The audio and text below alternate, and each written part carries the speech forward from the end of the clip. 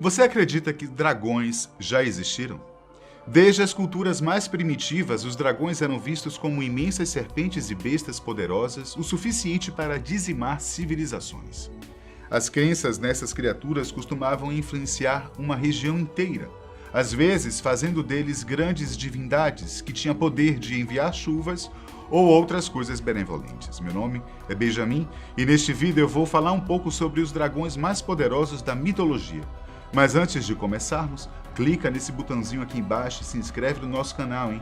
Isso ajuda a deixar o nosso trabalho cada vez melhor.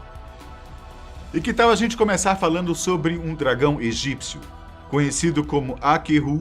Esse dragão era uma besta fantástica com um corpo longo que era sustentado por 4 patas. Segundo reza a lenda, esse ser mítico vivia em campos remotos do Egito, principalmente nas áreas mais afastadas do deserto, ao lado do vale do rio Nilo. Muitos estudiosos dizem que esse dragão inspirou as lendas dos grifos, criaturas lendárias, aladas com cabeça e asas de águia e corpo de leão. Em relatos posteriores feitos na Europa, Akeru tinha um corpo de um antílope, com a cabeça de um pássaro e características de dragão. Bom, ainda bem que esse dragão é considerado uma mitologia. Já pensou se uma criatura dessas tivesse realmente existido? Saindo da mitologia egípcia e indo direto para a mitologia nórdica, vamos falar sobre o Fafnir, um dos dragões mais conhecidos de todos. Sua história é um pouco longa, então eu vou tentar contá-la de forma resumida, tá? A lenda diz que ele veio à vida como um anão. Fafnir era filho de um rei, que também era anão, e teve seu filho morto por Loki, o famoso deus nórdico. Para recompensar a morte do filho, o pai de Fafnir recebeu um anel que era amaldiçoado. Essa história é um pouco confusa, tanto que até nosso roteirista ficou meio doido com tanto detalhe. Mas o fato é que, por algum motivo, Fafnir e seu outro irmão resolveram matar seu pai e ficar com toda a sua fortuna. Só que no meio dessa fortuna havia um anel amaldiçoado que acabou o transformando em um dragão. Fafnir se tornou uma criatura com escamas blindadas que não poderia ser penetrada por armas comuns. Mas o irmão de Fafnir envia um guerreiro chamado Sigurd, que o mata com uma espada especial e se banha com o sangue de dragão para ter invulnerabilidade. Caramba, esses nórdicos tinham muita criatividade na hora de criar histórias. Ou será que tudo isso realmente aconteceu e só foi relatado? Agora, deixando a mitologia nórdica e indo direto para a grega, existe uma lenda sobre uma criatura chamada Piton, isso mesmo, o mesmo nome daquela famosa cobra. Em algumas versões, essa criatura era uma serpente gigante, em outras, é um dragão muito temido. Uma versão diz que essa criatura nasceu do lodo de Delfos, uma cidade localizada na região central da Grécia. Outra versão diz que esse dragão surgiu a partir da deusa da terra, chamada Gaia. Mas o que as duas versões concordam é que o dragão, ou serpente, Piton, era uma criatura praticamente imbatível, com um enorme corpo que se estendia por todo o oráculo de Delfos, templos que abrigavam sacerdotes e sacerdotisas. A Piton também era considerada uma das mascotes de Hera, a esposa de Zeus, o que lhe dava permissão para destruir terras vizinhas sem sofrer com as consequências. Porém, as infelizes brincadeiras da serpente deixaram Apolo enfurecido. Para quem não sabe, Apolo era o deus da juventude e da luz, identificado primordialmente como uma divindade solar. Usando seu poderoso arco e suas flechas sagradas, Apolo matou Piton e fez picadinho do seu corpo. Em relação à Índia, vocês conhecem a história de algum dragão? Mencionado em antigos textos védicos, o dragão Vritra era o principal inimigo de Indra, o deus do céu do hinduísmo. Considerado um espírito que busca poder e domínio, essa criatura era descrita como uma entidade mítica muito semelhante a um dragão. A lenda diz que Vritra tomou a água do mundo apenas para si, e isso causou uma terrível seca. Esse dragão tinha um poder incrível, tanto que nenhum deus podia fazer nada contra ele. Só que quando Vritra tomou toda a água do mundo, Indra ainda não estava na Terra. Quando nasceu, Indra já estava predestinado a se tornar o deus dos deuses e assumiu a responsabilidade de derrotar o dragão que tomou a água do mundo.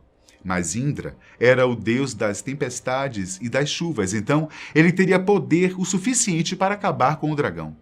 Indra conseguiu destruir 99 fortalezas de Vritra e, por fim, matou o maldito dragão. E foi assim que, segundo a lenda, a morte do dragão, Vritra, fez acabar com a seca do mundo. Bom, antes de partirmos para o próximo dragão, eu preciso esclarecer uma coisa.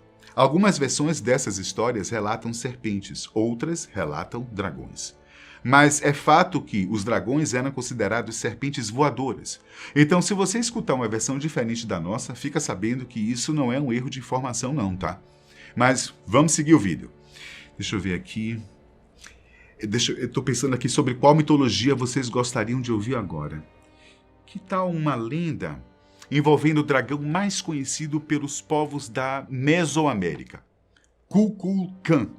Este era o nome de uma criatura adorada como deus, descrita como uma serpente emplumada e muito conhecida pelos povos astecas, toltecas e maias. Muitas vezes assumindo a forma de um temido dragão, Kukulkan era o deus da criação, pai da estrela da manhã e da noite, protetor dos artesãos, Deus que traz a chuva e o vento e o portador do fogo. O ritual de adorar essa criatura ainda é praticado por muitos povos indígenas do México, Guatemala, Nicarágua e El Salvador, como uma maneira de se conectar com Deus antigo. Infelizmente não existem muitas informações na internet sobre esse ser. Então eu acho que podemos falar do famoso dragão chinês. A mitologia chinesa é realmente repleta de dragões, gente. Lá ele representa virtudes como sabedoria, coragem, nobreza, força e beleza. O mais engraçado é que não é apenas um dragão, mas sim vários. Eles variam muito em cores. Alguns são azuis, outros vermelhos com preto e há ainda os amarelos. Mas mesmo que haja algumas discrepâncias, todos os dragões costumam apresentar as mesmas características, como corpo de serpente, escamas de carpa, olhos de coelho, chifres de cervo, patas de tigre, orelhas de touro e garras de águia. É uma mistura maluca de vários animais que formam o mitológico dragão chinês. Seus poderes estão relacionados com os elementos da natureza, principalmente com a água. Isso faz com que muitos agricultores façam oferendas para os dragões para que a chuva caia e eles tenham uma colheita farta. Diferente dos outros povos que eu citei, os chineses adoram os dragões até hoje.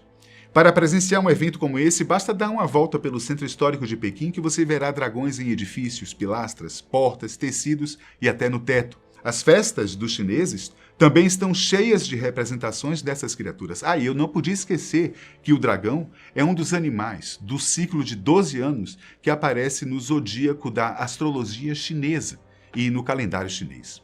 O que indica que, de anos em anos, eles vivem o ano do dragão.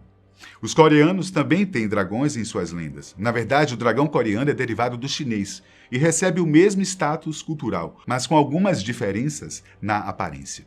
Enquanto o dragão chinês tem 5 dedos, o norte-coreano tem 4, pois teria perdido o 5º dedo ao se mover para a Coreia. O dragão coreano tem barba, mas não tem asas. Ele geralmente é associado com a água e a agricultura e vive em lugares como rios, córregos, lagos e oceanos. Segundo a lenda, antes de se tornarem dragões, estas criaturas são chamadas de emojis e só se tornam dragões depois de viverem 1000 anos. Mas será que os dragões coreanos e chineses estão na lista dos mais poderosos? Bom, ao menos para mim, se eles estão presentes em culturas atuais, isso faz deles mais poderosos que os que já foram esquecidos. Concordam comigo? Bom, para finalizar, eu quero falar de outro dragão nórdico, só que ainda mais poderoso do que o que eu citei antes. O Nidhogg, nome que significa o percutor da malícia, é o nome da criatura que vive no inferno nórdico. A lenda diz que ele come as raízes mais fundas da árvore do mundo, com o objetivo de destruí-la e então dar início ao famoso Ragnarok, que é uma série de eventos que vão conduzir até o fim do mundo.